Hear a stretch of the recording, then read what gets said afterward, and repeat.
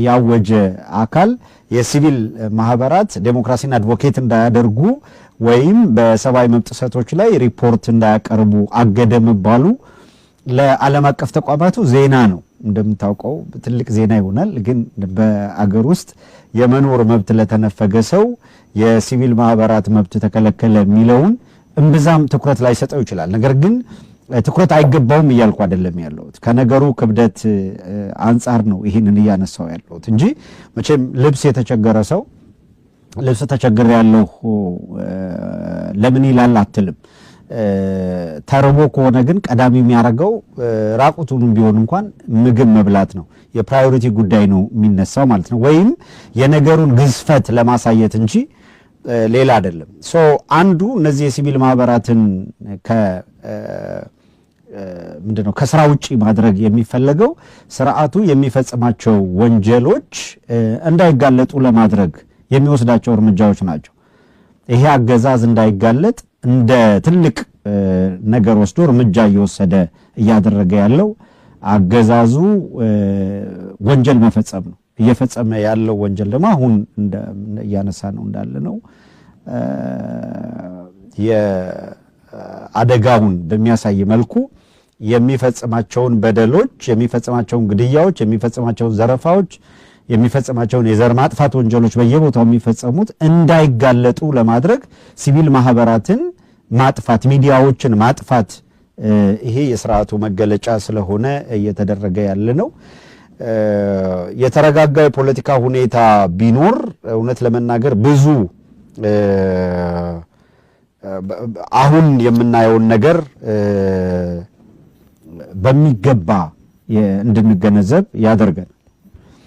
ዞሮ ዞሮ በአንድም በሌላ መልኩ እያንዳንዱ የስርዓቱ አደጋነት ማሳያ መረጃዎችን በየወቅቱ እየተከታተሉ ዓለም አቀፍ ተቋማት ምን አሉ፣ ዓለም አቀፍ ሚዲያዎች ምን አሉ የሚለውን መዘገቡ በጣም ቬሪ ኢምፖርታንት፣ እንዲሁ ዝም ብሎ ቀለል ተደርጎ የሚታይ ጉዳይ አይደለም የሚለውን እኔም አበክሬ በዛ አጋጣሚ ለማንሳት ፈልጋለሁ።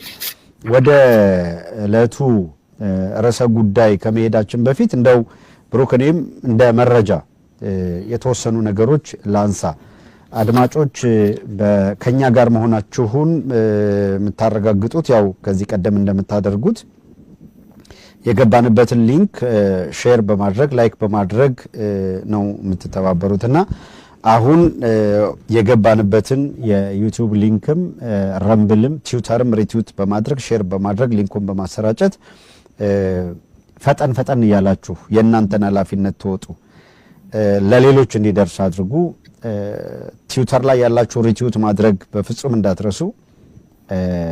አሁንም በፈጣን ሁኔታ ትዊተር ላይ ያላችሁ ሪትዊት እንድታደርጉ በዚሁ አጋጣሚ ለመጠየቅ ፈልጋለሁኝ። ሁልጊዜም እንደምናደርገው የተወሰነ ነገሮች አስታውሰን ለማለፍ ያክል እናንተ ምን ያህል ኃላፊነታችሁን ተወጣችሁ የሚለውን ሰዓታችንን በዚህ የምንገልበት ሁኔታ አይኖርም። ግን አሁን በትዊተር አካውንቱ ላይ ወደ 700 ሰው ገብቶ ሪትዊት ያደረጋችሁት 100 ሰው ያው አሁን እየተረባረባችሁ ነው። ገና 120 125 እያለ እየሄደ ያለው እንጂ ዝቅተኛ ነው። ስለዚህ ፈጠን እያላችሁ ሪትዊት እንድታደርጉ በዚሁ አጋጣሚ ለመጠየቅ እወዳለሁ። ሪትዊት አድርጉ። አሁንም ትዊተር ላይ ያላችሁ ሪትዊት አድርጉ።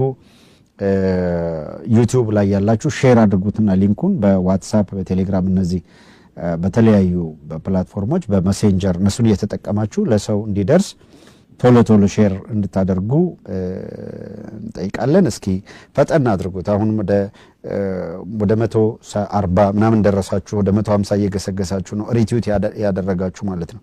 ሞር ሪትዊት ባደረጋችሁ ቁጥር የተሻለ ሰው ኃይል ይገባል። ረምብል ላይ ያላችሁና ላይክ ያላደረጋችሁ አካላት ላይክ አድርጉት ረምብሉን እና ሁሌ ኢንሲስት የምናደርገው ባካችሁ ረምብልን ሰብስክራይብ አድርጉ እያልን ሁልጊዜ ነው የምንጨቃጨቀው። ያው እንደ ጭቅጭቅ አድርጌ ነው የምወስደው እኔ በጣም በተደጋጋሚ ስለምናነሳና በተለያየ ምክንያት የኛ የምንገባበትን የዩቲዩብ ሊንክ በምታጡበት ጊዜ ፐርማነንትሊ የምታገኙን በረምብል ስለሆነ ነው ሞር ረምብል ላይ ኢንሲስት የምናደርገውና ደጋግመን የምናነሳው።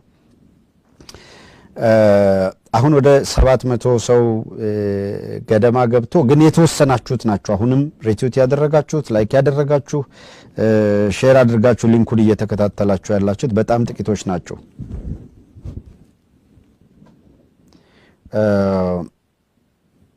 ፈጠን እያላችሁ ሪትዊት አድርጉት በተቻለ መጠን ፈጠን እያደረጋችሁ ሪትዊት አድርጉ ወደ እለቱ መረጃዎቻችን እናልፋለን መረጃዎቻችን እናቀርባለን በእኛ በኩል እናንተ ግን እንዳልኳችሁ የሚጠበቅባችሁን የተወጣችሁ ቆዩ የአንድ ማስታወቂያ የኢትዮ 360 ማስታወቂያን አድርገን መለስ እንላለን ይሄንን እናደርገው የእናንተን ተሳትፎ አንድ ጊዜ አረጋግጠን ወደ እለቱ መረጃዎች ምን አሉን የእለት መረጃዎች እንላለን ካፍታ ማስታወቂያ በኋላ ኢትዮ 360 ባለፉት ዓመታት ለኢትዮጵያ ሕዝብ መረጃን ከማስረጃ ጋር እያደረሰ ይገኛል እጅግ በርካታ ዘርፈ ብዙ ፈተናዎችን ተጋፍጠን ትላንትን ተሻግረናል ዛሬም ጉዟችንን ቀጥለናል አሁንም ለፍትህ ለዲሞክራሲና ለነጻነት የሚደረግ ትግልን አጥብቀን ይዘን ወደፊት እንጓዛለን አብራችሁን ስላላችሁ ከልብ እናመሰግናለን በዩቲዩብ በፌስቡክ በረምብል በትዊተር በቴሌግራም ዛሬ መረጃዎችን እያደረስን እንገኛለን ተከተሉን ለሌሎች በማድረስም አጋርነታችሁን አሳዩም ሀገር እያፈረሰ የሚገኘውን ስርዓት ለማጋለጥ የሁላችሁም ተሳትፎ ወሳኝ ነውና መልእክቶቻችሁን እንደተለመደው አድርሱን በተለያየ ቦታ ተገኝተን ስለ አጋርነታችሁ አመስግነናል ዛሬም ጉዟችንን እንቀጥላለን የኢትዮ 360 ደጋፊ አባል ለመሆን ወደ ዌብሳይታችን www.ethio360media.com በመሄድ ዶኔት የሚለውን በመጫን የሚችሉትን ድጋፍ ያድርጉም ኢትዮ 360 እውነተኛ የመረጃ ምንጭ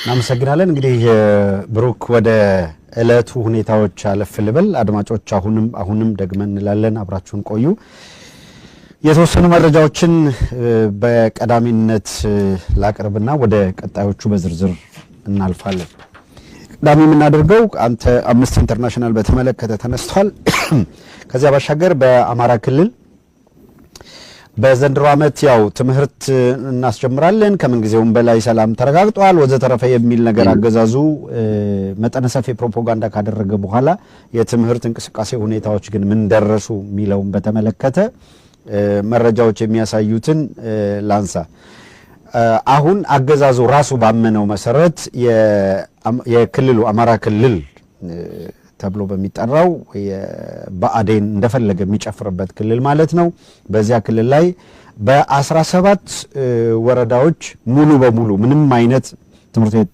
አንድም ትምህርት ቤት እንዳልተከፈተ አምነዋል በ17 ወረዳዎች ምንም አይነት ትምህርት ቤት ከቅድመ አንደኛ ወይም ይሄ ፕሪስኩል የምንለው የኬጂ እነዚህ ከነዛ ጀምሮ ከፕሪስኩል ወይም ከፔጂ ከኬጂ እስከ ከፍተኛ ሁለተኛ ደረጃ ትምህርት ቤት ምንም አይነት ተማሪ ወደ ትምህርት ቤት እየሄደ አለመሆኑን በሚገባ አምኗል በስንት ወረዳዎች በ17 ወረዳዎች በአገዛዙ በአመቱ መጀመሪያ መስከረም ወር ላይ በዚህ አመት 7,71,933 ተማሪዎች በትምህርት ገበታ ይገኛሉ ይሄን አቅጃ አሳካለሁና እየሰራን ነው ወዘተረፈ ነበር ያለው ይሄንን ካለ በኋላ አሁን ህዳር ወር ላይ ሆነን ህዳር 18 ነው ዛሬ በህዳር 18 ላይ አገዛዙ ባወጣው ሪፖርት 2,543,128 ተማሪዎችን ወደ ትምህርት ገበታ ማስገባት እንደቻለ ገለጸና 4.7 ገደማ ሚሊዮን የሚሆን ተማሪዎች ግን ወደ ትምህርት ገበታቸው ማስገባት አልቻልኩም ሲል ሪፖርት አቅርቧል ማለት ነው በባህር ዳር ያደረገ ባለው ጉባኤ በዚህ ግምገማ ወይም ኮንፈረንስ ብለው ባዘጋጁት ፕሮግራም ላይ 4.5 ወይም 4.7 ገደማ ሚሊዮን የሚሆን ተማሪ ከአማራ ክልል ብቻ ወደ ትምህርት ገበታ መሄድ አልቻለም ምክንያት ተብሎ የተቀመጠው ትምህርት ቤቶች ወደ 1500 ትምህርት ቤቶች ሙሉ በሙሉ ወድመዋል በከፊል የሚለው እንደ በርካታ ቁጥር በከፊል በነሱ አቀራረብ ነው አክቹዋል ቁጥሩ በትክክል መሬት ላይ ያለው ቁጥር ቢጠና ስንት ይሆናል እሱ ሌላ ጉዳይ ነው ነገር ግን ቢያንስ ባመኑትና እነሱ በተቀበሉት እንኳን 1500 ትምህርት ቤቶች ሙሉ በሙሉ ወድመዋል። በከፊል ወደመ የሚለውን ሳይጨምር ማለት ነው። እንግዲህ አድማጭ ተመልካቾች እንደምታውቁት በአማራ ክልል ያሉ ትምህርት ቤቶች አብዛኛው ከዚህ በፊት በተለያየ መልኩ በፎቶግራፍ ሲወጡ ያያቸዋቸው ናቸው። አሁን ሙሉ በሙሉ ወደሙ የሚባሉት እንግዲህ በመጠኑ ደህና ናቸው ተብሎ የተሰሩት እንጂ በጭራሮ የተሰሩ በርካታ ትምህርት ቤቶች በጭቃ ተሰርተው ደግሞ አፈሩ የተመረገው ጭቃ ለቆ ፍርግርጉ ባዶውን ጣራ የሌለው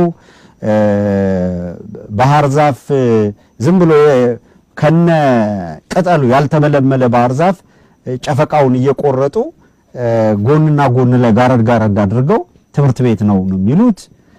እንደምታውቁት ቦይ የሰፈር ቦይ ሰራን ብለው ከፍተኛ ኃላፊዎች ተሰብስበው ምርቃት የሚያደርጉበት ክልል ነው እንግዲህ አማራ ክልል እንደምናውቀው የሰፈር ቦይ ሰራን ብለው የሚመርቁ እንግዲህ ምን ያህል እንደው የተወሰነም ቢሆን ደህና ለጊዜው በተለያየ መልኩ በግለሰቦችም በባለሀብቶችም በማህበረሰቡ መዋጮም ወዘተረፈና የተሻሉ አመራሮች እንደው ሰምሃው